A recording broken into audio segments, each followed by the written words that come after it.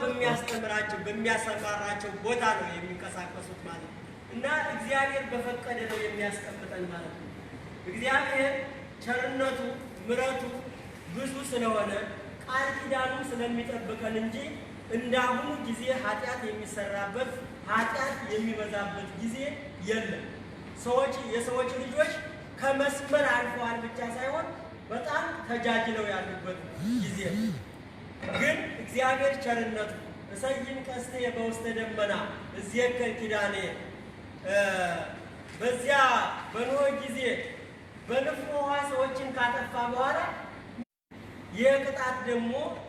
የቅጣት ደግሞ ማስተማሪያ ነው።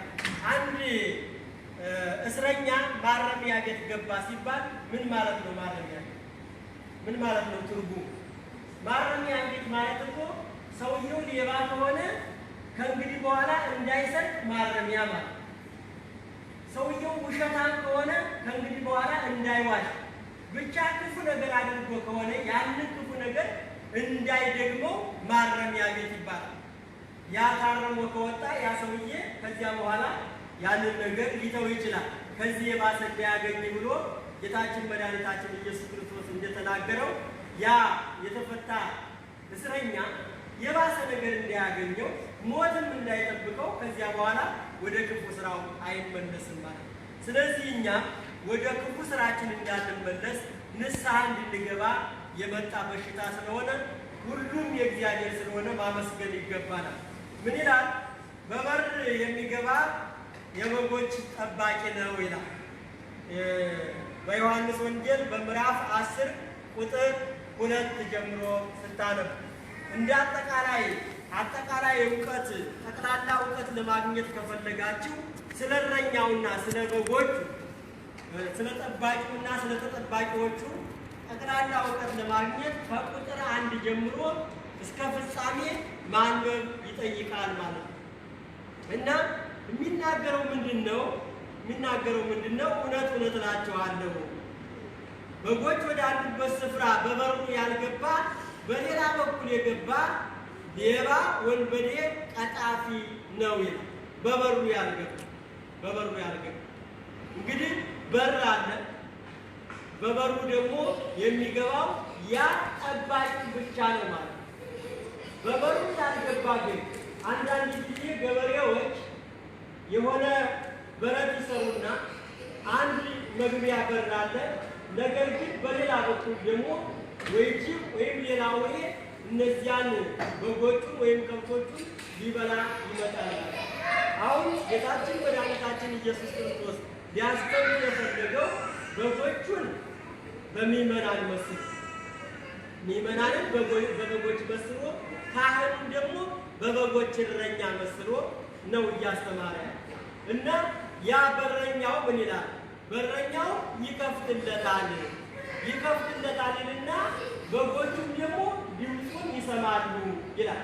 በጎቹ ምን ይሰማሉ? ድምፁን ይሰማሉ ይላል። ማን ሲላቸው?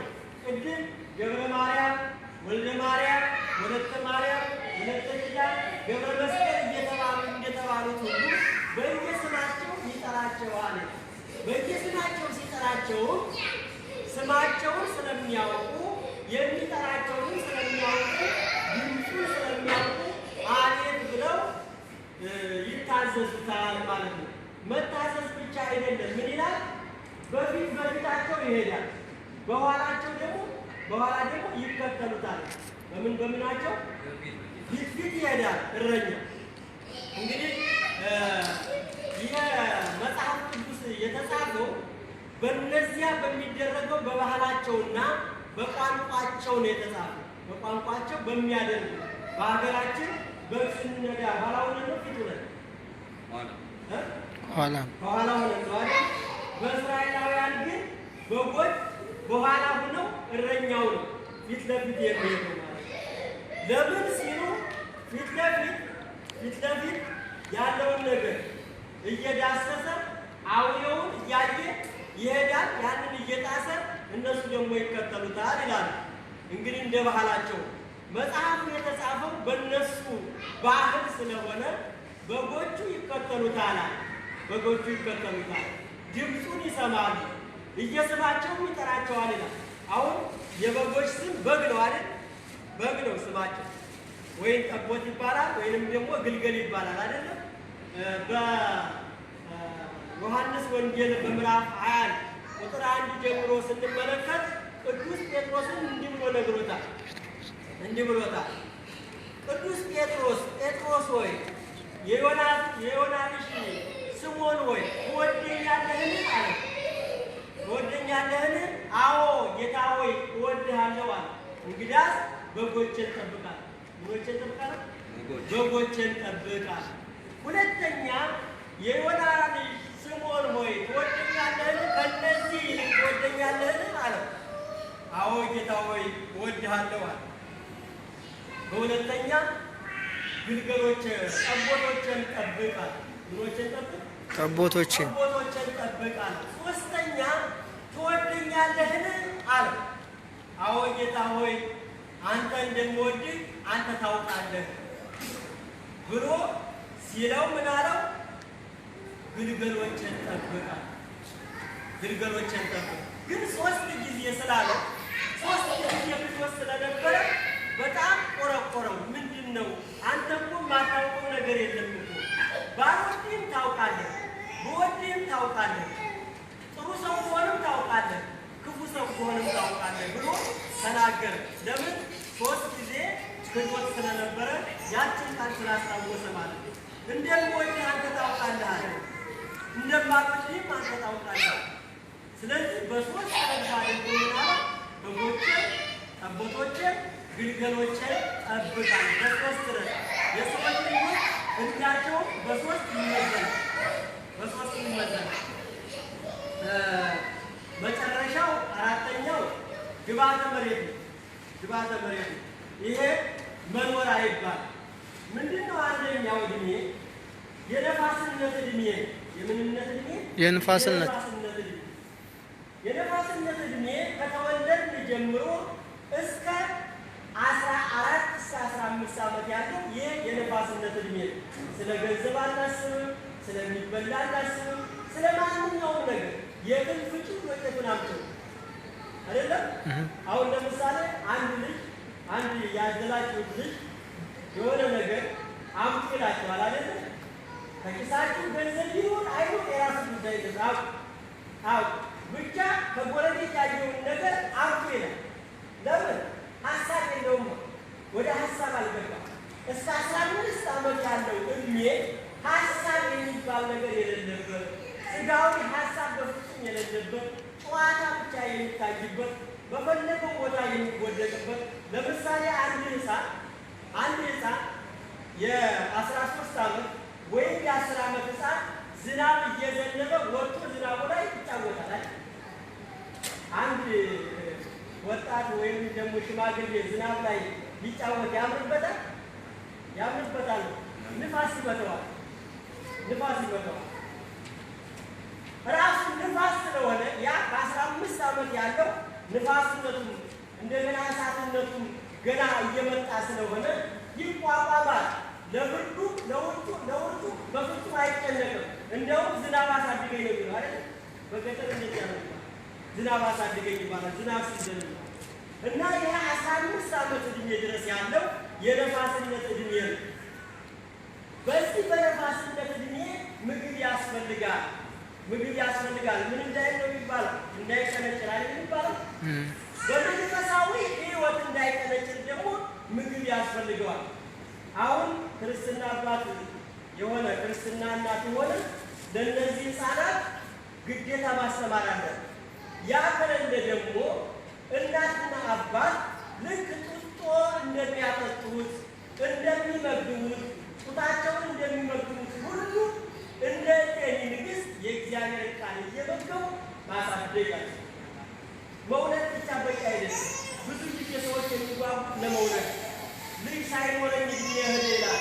ከተገኘ በኋላ ደግሞ በመልካም ማሳደግ የእግዚአብሔርን ቃል እየሰማ እንዲያድግ ማድረግ ያስፈልጋል። የእግዚአብሔርን ቃል የማይሰማ ልጅ ለእናት ለአባቱም አይጠቅምም፣ ለራሱም አይጠቀምም፣ ለሀገርም አይጠቅምም። ሸክም ነው የሚሆነው። እያያችሁ አባትና እናቱን የማያከብር ትውልድ ምን ያህል ጉዳት እንዳለ የራሱን ንብረት ያወጣ የራሱን የእናት ያባቱን ቤት ለቤት አርጎ ያቃጥላል እና ስለዚህ ከአንድ ዓመት እስከ 15 ዓመት ያለው የነፋስነት ዕድሜ ይባላል። በዚህ ጊዜ መመገብ ያስፈልጋል። የእግዚአብሔር ቃል እነዚህ ግልገል የተባሉት እነዚህ ናቸው። ሕፃናትን ነው ግልገል የሚላቸው በነፋስነት ዕድሜ ያሉ ማለት። በሁለተኛ ጠቦት የተባሉት ደግሞ በእሳትነት ዕድሜ ያሉ ናቸው። በምን ዕድሜ? በእሳትነት ዕድሜ ያሉ። እናንተ የትኛው የእሳቱ ያው ነው አባታችን የእሳቱ ነን። የእሳትነት ዕድሜ በአብዛኛው የእሳትነት ዕድሜ ላይ ነው። ይገርማል የእግዚአብሔር ሥራ። ይሄ ባህሪያችን 4 ባህሪያት እንዴት እንደተቻቻለ ሰው እኮ ሰውና ሰው እንዴት እንደማይቻቻል በራሱ እኮ መማር ያስፈልጋል። ይሄ ሰውነታችን 4 ባህሪያት ውሃነት አለው፣ ነፋስነት አለው፣ መሬትነት አለው፣ እሳትነት አለው። እነዚህ 4ቱ ተስማምተው እሳቱ ውሃው ሳያጠፋ፣ ውሃው እሳቱን ሳያጠፋ፣ መሬቱ ደግሞ አጠቃላይ እነዚህን ሳይውጣቸው፣ ነፋሱ ደግሞ ገፍትሮ ሳይጥለን 4ቱ ተስማምተው መሬታችን ወደዚህ አምጥተውናል። ከዚህ ደግሞ ወደ ቤታችን ይገኛል። ሌላውን ግዙ የምናሽከረክረው እኛ ነን አይደለም? ይሄ እነዚህ ተዋህደው እና ቀጥሎ የእሳትነት ዕድሜ ነው ያለ። ይህ የእሳትነት ዕድሜ ሁሉን ልብላው። አሁን እሳት ከተለኮሰ የሚቀረው ነገር የለም። ድንጋዩን ሳይቀር ይተረትረዋል አይደል? እየሰማችሁ ነው? አንድ ህፃን ሁሉ ሲል ወደዚህ ያበዳል እና የእሳትነት ዕድሜ የሚገርማችሁ ነገር የሚቀጣጠል ብቻ አይደለም የሚበላው፣ የማይቀጣጠለው አይታችኋል። እግዚአብሔር እኮ ሲቆጣ መሬቱ ላይ እሳት ሲፈልቅ አይታችኋል። የጭንጫውንና አለቱን ሲያቀልጠው ልክ እንደ አንድ ብረት እያቀለጠው አላያችሁትም? ሲንተከተል እዚህ ከኛ ሀገር አፋር አካባቢ አለ። መሬቱ ይቀልጣል፣ ድንጋዩ ይቀልጣል። ልክ እንደ አንድ ሰም ማለት ይሄ እሳቱ ማለት እና የእሳትነት ዕድሜ በጣም አስቸጋሪ ግፊት ያለበት ዕድሜ ነው። ለበሽታ ካላወቅበት ለበሽታ የሚያጋለጥ ዕድሜ ነው። የዚህን ጊዜ ዕድሜ በጣም ልናውቅበትና እውቀት የምንሸምትበት እግዚአብሔርን የምናውቅበት የምናነብበት ክፉንና በጎውን የምንለይበት ዕድሜ ነው። የእሳትነት ዕድሜ መቼም ሰው ማለት ነው የፈለገው ቢሆን መልካሙንና ክፉን አያውቅም ይባላል። ክፉንና መልካሙን የማያውቁት እነዚህ ናቸው። ምን እንደሚጎዳ ምን እንደሚጠቅም በፍጹም የማያውቁት እነዚህ ናቸው። የሚበላውን እንስሳ የማይበላውን እንስሳ አያውቁትም እነሱ። ስጋ ከሆነ ተቀረበላቸው ይበላል። ለምን? ስለማያውቁ ማለት። ነገር ግን በእሳትነት ዕድሜ ያለ በወጣትነት ዕድሜ ያለ የሚበላውንና የማይበላውን የሚበላውንና የማይበላውን ያውቃል ማለት። ስለዚህ የእሳትነት ዕድሜ አይምሮ የምናውቅበት ስለሆነ ሁሉን ልብላው ሳይሆን የእግዚአብሔር ቃል መማር ያስፈልጋል። ቅዱስ ጴጥሮስ አደራ የተሰጠው ለሕፃናት፣ ቀጥሎ ለወጣቶች፣ ቀጥሎ ደግሞ ምን ተሰጠ? አረጋውያን ደግሞ ከ35 ወይም ከ60 ዓመት በላይ ነው የሚባል ከ40 እስከ 50 ያለው የወጣትነት ዕድሜን የሚያጠቃልል። ነገር ግን ከዚህ ከ50 በላይ ያለው አጠቃላይ የምን ዕድሜ ይባላል? አረጋውያን። አንዳንዶቹ በሁለት ይከፍሉታል። እስከ 40 ያለውን የወጣትነት ዕድሜ አድርገው እዚያ በላይ ያለውን ደግሞ ምን ያደርጉታል? ነፋስ፣ እሳት፣ ውሃ አይደለም የውሃነት ዕድሜ ይባላል። ውሃ ማለት ምን ማለት ነው? ቀዝቃዛ ነው። ቀዝቃዛ ውሃውንና እንትኑን መሬቱን አንድ ላይ ያደርጉታል። ሰው እየደከመ ስለሚሄድ ማለት ግን ውሃ ይቀድማል። ምንድን ነው የሚሆነው? አንድ ሰው በወጣትነቱ ሲናገር የነበረው ሲያደርግ የነበረው ካጠገቡ አንዲት ወጣት ስታል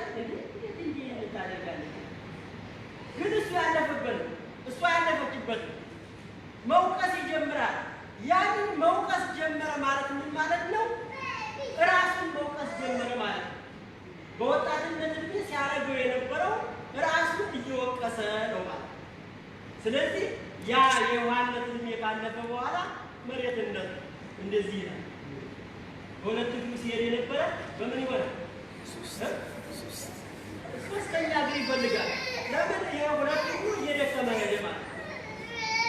ምን እየተለየው ሄደ ማለት ነው? ነፋስ ተለየው፣ እሳት ተለየው፣ ውሃም እየተለየው ነው። ከዚያ በኋላ ምን እየቀረ ነው? የተወሰነ መንቀሳቀሻ ብቻ ነው የቀረ። ነፍሱ አልወጣም እንጂ እነዚህ ኃይለኛዎች የሚያንቀሳቅሱት ሞተሮች እየጠፉ ነው ማለት ነው። አንድ መኪና ሞተሩ ከጠፋ መንቀሳቀስ ይችላል? አይችልም። አንድ ሰው እኮ እንደዚያ እኮ ነው። ለምሳሌ እከሌ ከአልጋ ላይ ዋለ፣ እድሜው በጣም ገብቶ ደግሞ 100 ዓመት ሆኖት አልጋ ላይ ዋለ ሲባል ምን ማለት ነው? ሞተሩ ጠፍቷል ማለት ነው። መንቀሳቀስ አይችልም። አልሞተም እንጂ መንቀሳቀስ አይችልም።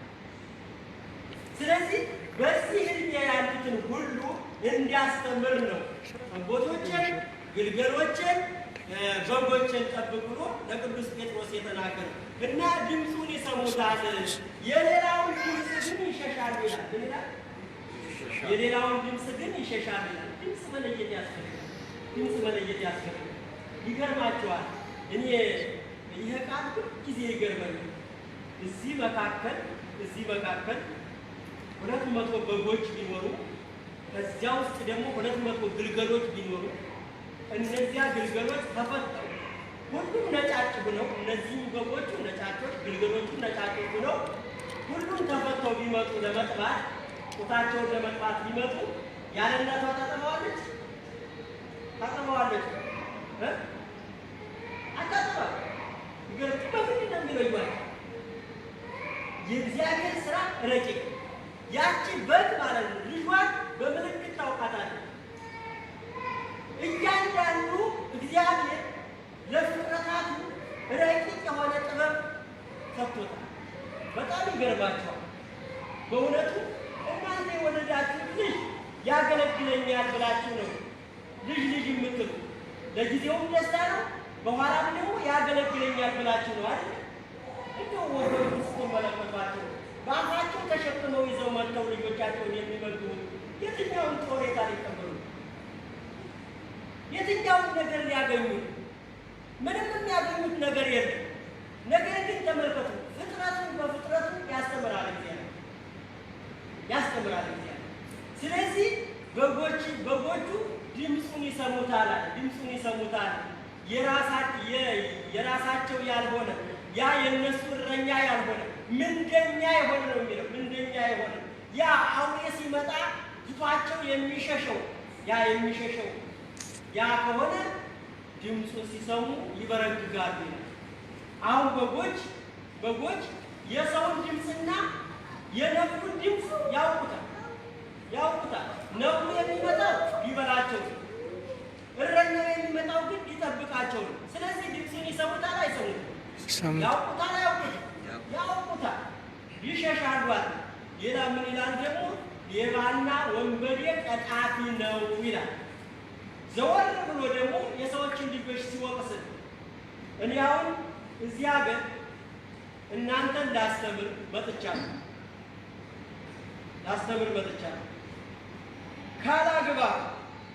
ያላግባብ እናንተን ገደል የሚለቅ ትምህርት ባስተምር ተጠያቂ ነኝ። እግዚአብሔር ይጠይቀኛል። ለምን? እረኛ አድርጎ ስለላከኝ ማለት ነው። እኔ በማላውቀው እግዚአብሔር በሚያውቀው በረቂቅ ጥበቡ እኔ ፈቅጄ ሳይሆን፣ እኔ ስለጣርኩ ስለጋርኩ ሳይሆን፣ እናንተም ስለጣራችሁ ሳይሆን እግዚአብሔር ስለፈቀደ ወደዚህ መጣሁ።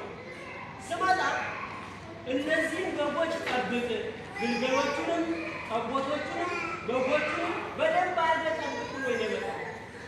ይህን መጠበቅ ምንደኛ መሆን የለበትም። ምንደኛ ማለት ደመወዝ እስከሚደርስ ድረስ በጊቱ ሞተች አለሞተች የራሷ ጉዳይ ብሎ የሚል ነው ምንደኛ የሚል። ነገር ግን ያቺ በግ እየሞተች በጓ እየሞተች ደመወዙን የሚከፍለው የለም። ምናልባት አንድ ጊዜ ሊከፈለው ይችላል። እዚያ በኋላ ያባርራል። ለምን? በጎቹን በአግባቡ ስላለያዘ ለአውሬ ስለለቀቃቸው ማለት። ለዚህ ነው ምን አለ? ድምፁን ይሰማሉ፣ ከሌላው ግን ይርቃሉ። ለምን? ድምፁን ስለሚያውቁ ማለት ነው። የዚያን የአውሬውን ድምፅ ስለሚሰሙ ማለት ነው። ከዚህ ቀደም እኔ የበጎች በር ነኝ ይላል። ከዚህ ቀደም የመጡ ደግሞ ሌቦች ናቸው ማለት ምን ማለት ነው? ከዚህ ቀደም የነበሩት ሌቦች ናቸው። ኢየሱስ ክርስቶስ ነው እንዲህ ያለው። ይህንን ያለው እነ ዳዊትን ለመንቀፍ አይደለም። እነ ዮሐንስን ጽሑፍን ወጥቶ መንገዱን አስተካክሉ፣ ጥርጊያውን አስተካክሉ፣ ኢየሱስ ክርስቶስ ሊመጣ ነው፣ የእግሩን ጫማ ማዘቢያ እንኳን መፍታት የማልችለው በእሳትና በመንፈስ ቅዱስ ያጠምቃቸዋል ያለውን ዮሐንስን ለመንቀፍ አለ። ከሱ በፊት የነበሩ ብዙ ሌቦች ነበሩ፣ ብዙ ወንበዴዎች ነበሩ፣ ብዙ ቀጣፊዎች ነበሩ፣ ብዙ ምንደኞች ነበሩ። እነዚያን የነቀፋቸው ከዚህ ቀደም የነበሩ ሌቦች ነበሩ፣ ወንበዴዎች ነበሩ። የሚገርማችሁ ነገር በዚህ በማቴዎስ ወንጌል በምዕራፍ 20 ቁጥር 1 ጀምሮ ጌታችን መድኃኒታችን ኢየሱስ ክርስቶስ 12 ቁጥር ጀምሮ ቁጥር 1 ጀምሮ እንዲህ ይላል። ምን ይላል መሰላችሁ? ጌታችን መድኃኒታችን ኢየሱስ ክርስቶስ ወደ ምኩራብ ገባ ይላል። ወደ ምኩራብ ከገባ በኋላ የሚሸጡትንና የሚለውጡትን ወገፍታ ማይዳትወሙ ለመወልጣን የሚሸጡ የሚለውጡ እነዚያን ወንበዴዎችን መሻቃቸውንና መለወጫቸውን መደርደሪያቸውን ገለበጠባቸው ይላል። ገለበጠባቸው። ቤቴ የምን ቤት ትባላለች? የጸሎት ቤት ትባላለች። አንተ ውስጥ ረከብኩ ባባተያ እናንተ ግን የወንበዴዎች አደረጋችሁት። የወንበዴዎች ዋሻ አደረጋችሁት። እነዚህን ነው ሌቦች፣ ቀጣፊዎች፣ ምንደኞች የሚል ተመልከቱ። የወንበዴዎች ዋሻ አደረጋችሁት። ቤቴ የጸሎት ቤት ይባላል። ለምንድን ነው እንዲህ ያለ? የሚገርማችሁ እዚያው ላይ ይዘረዝረዋል። እና ወርቅ ሲያመጡ ቀይ ወርቅ ያመጣሉ። ለመስዋዕት ወይንም ደግሞ ለመባ ቀይ ወርቅ ሲያመጡ እንዴት ቀይ ታመጣላችሁ ብለው ይሏቸዋል። እነዚያ የሚያስከፍሉ ሰዎች ማለት ነው። ቀይ እኮ እንትን እኮ ነጭ ወርቅ እኮ ስላጣን እኮ ነው ምን እናድርግ ይሏቸዋል። አይ ቅንነቱ ካለማ ተመልከቱ። ከነሱ ከራሳቸው ነጭ ወርቅ አለ። ያ ነጭ ወርቅ አለና ቅንነቱ ካላችሁማ አንዱን ወርቅ በሁለት ወርቅ መለወጥ ይቻላል ብለው ይሏቸዋል ይላል። ያንን ተመልከቱ። ያለ ፍላጎታቸው እነሱ ባስቀመጡት ወርቅ ጥጃ ጠባ ከሆድ ገባ ነው የሚባለው። ጥጃ ጠባ ከሆድ ገባ ታውቃላችሁ? ታረዱ። ለምሳሌ ጥጃ ይበቃል። ጥጃ ምን ይደረጋል መሰላችሁ? ጥጃ እንግዲህ የእኛም የራሳችን የጠባቂዎች እዚህ ጋራም ሲገናኙ ስለሚገናኝ የጠባቂዎችን ትንሽ ወተት ያስፈልገናል አይደል? ትንሽ ወተት ያስፈልገናል። ዛሬ ገና ጾም ስለሆነ ነው። ባቡስ ይባላል በአንዳንድ አካባቢ። ወተት አይጠራም። ወተት የጠራ ሰው ይጠጣል። አንዳንድ አካባቢ የሆነ ባህል ማለት ነው። እና ምንድነው ወተት ከጠራ አንድ ቦታ ጆሮ ይያዝ። እንደዚህ ጆሮ ተይዞ ዋስጥራ ይባላል። በዚህ በጾም ወራት በዚህ በፍልሰታ ማለት ነው። እረኞቹ የሚያስታውሱት በዚህ ነው። እዚህ ጆሮ ይያዝና እንትን ይባላል፣ ዋስጥራ ይባላል። እና ወተት ያስፈልገዋልና ገበሬው ያ ጥጃው ለብቻው ያድራል። ለብቻው የሚያድረው ትንሽ ለገበሬው ለልጆቹ ወተት እንዲያገኝ ነው አይደል? ከእናቱ ጋር ቢያደርግ ምን ችግር አለ? ግን ወተት ስለሚያስፈልግ ከዚያ ጥጃው አጋጣሚ ሆኖ በጥሶ ማሰሪያውን ከእናቱ ወዶ ይጠባል። ጥጃው እኮ ጠባ ትላለች ሚስት። ጥጃ ጠባ ከወድ ገባ። ጥጃ የጠባው የኛው ነው፣ እሱም እኮ ቢወፍር ለኛው ነው። ሰው እኮ ጥጃውን የሚንከባከበው ላሙን የሚንከባከበው ጎጆት አይደለም። የሚንከባከበው እኮ አርዶ ለመብላት ነው፣ ሌላ አይደለም። ከሌላው የሚጠብቀው እኮ እሱ ራሱ ለመብላት ነው እንጂ አርዶለት አይደለም። ለምሳሌ ነብር እንዳይበላው የሚፈልገው እኮ ነብሩን ላለማስበላት ፈልጎ ሳይሆን አዝሮለት ሳይሆን በኋላ እሱ ሊበላው እኮ ልዩነት አለ። ለሚበላው ክፍል ልዩነት አለው እንዴ? ነብርን በላው እኛም በላን። እንዲያውም እኮ ስቃዩ በሱ ይበልጣል፣ በሰው ይበልጣል። ቀጥሮ ነው የሚበላው። እሳት አብስሎ ነው የሚበላው አይደለም። ነብር እኮ ዝም ብሎ ሳይቀጥል ነው የሚበላው። ስለዚህ ምን ልዩነት አለ? እና ጥጃ ገባ ይባላል። ጥጃ ገባ ከወድ ገባ ይባላል። ለምን ያው ራሱ እንትን ስለሆነ ማለት ነው። እና ስለዚህ በሁለት ወር አንድ ወርቅ ለውጠው ያስገባል። የከሳ በሬ ሩቅ ቦታ ስለሚመጡ ቤተ ምኩራቡ ሩቅ ስለሆነ ያ በሬውን ከ3 ቀን በላይ ነድተው ስለሚያመጡ የወፈረው በሬ ይቀጥናል፣ ይከሳል። እንዴት ይህን የከሳ በሬ አምጥታችሁ ለመስዋዕት ታቀርባላችሁ ይሏቸዋል። ምን እናድርግ? መንገዱ እኮ ደከመን፣ መንገዱ ሩቅ ስለሆነ ከዚያ አንስተን ስንመጣ ደከመብን፣ ከሳብን ይላል። ገበሬም እኮ ብስል ነው። በከተማ መርፌ እንወጋዋለን እንዲወፍር። በገጠር ደግሞ ምን ይደረጋል መሰላችሁ? ገጠርም እንዲያቅሙ ብልሃት አለ አይደል? ነገ ዛሬ ቅዳሜ ወደ ገበያ ሊሄድ ከሆነ ማታ አንስቶ ቂዳ ያበላዋል። ሆዷ ትንሽ እንዲህ ይላል። ሆዷ ሞላ ስትል ምን ይሆናል? ስጋ አለው ይላል። ያ ገዥታው ክፍል ማለት በመርፌ እንደሚጎዳው ማለት እና ስለዚህ ሁሉም ያው አጭበርባሪ እኮ ሁሉም አጭበርባሪ እኮ እንደው መቼም የገበሬው ማጭበርበር የተወሰነ ይሻላል ነው እንጂ ሁሉም አጭበርባሪ እና ስለዚህ ያንን የከሳ በሬ አምጥተው ለመስዋዕትነት ሲያቀርቡ ምን ይላቸዋል? አይ እንዴት የከሳ በሬ ይቀርባል? ታዲያ ምን እናድርግ ይሏቸዋል። ሁለቱን ባል አያችሁ እጃጠባ ያልኳችሁ እዚህ ሁለቱን በሬ በአንድ በሬ መለወጥ ትችላላችሁ ይሏቸዋል። የእነሱ የወፈረ በሬ ስላለ የወፈረውንም ሁለቱንም ለመውሰድ ያጭበረበሩ እዚያ ቤተ መቅደስ ላይ ሲሰሩ ስለነበረ ምን አላቸው? ቤቴ የጸሎት ቤት ይባላል፣ እናንተ ግን የወንበዴዎች ዋሻ አደረጋችሁ።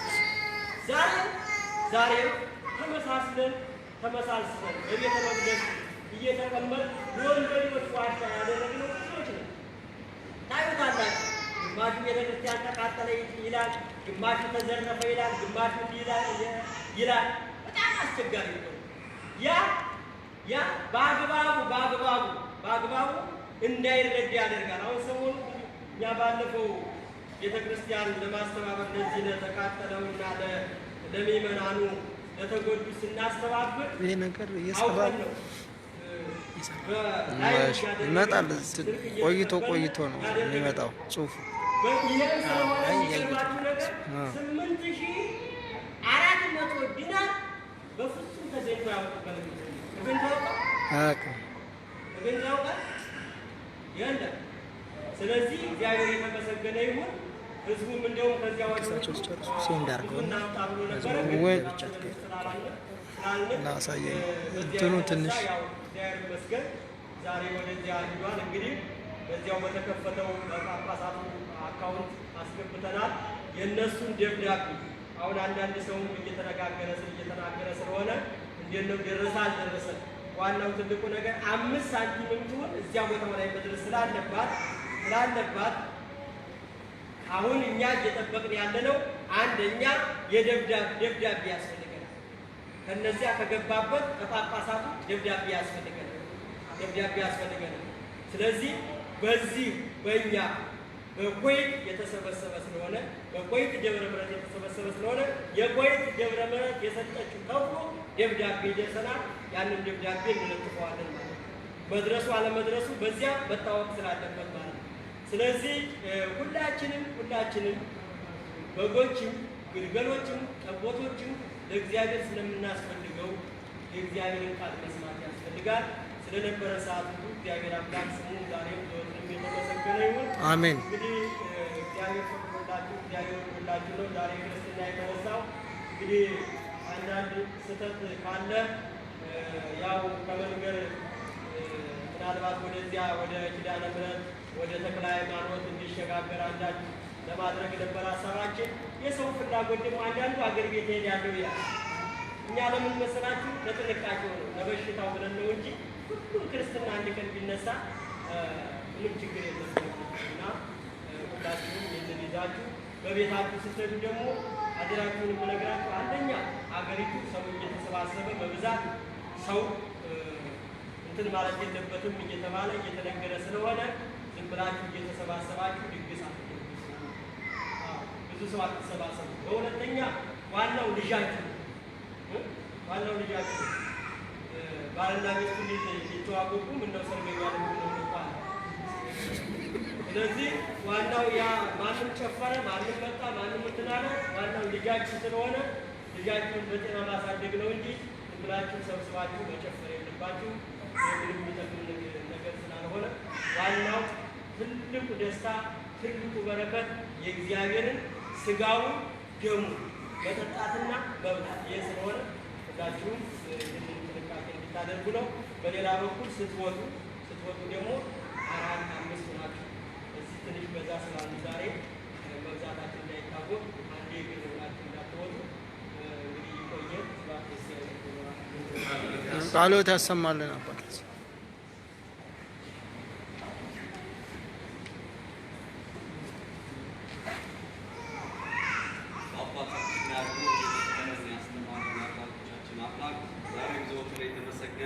አሜን።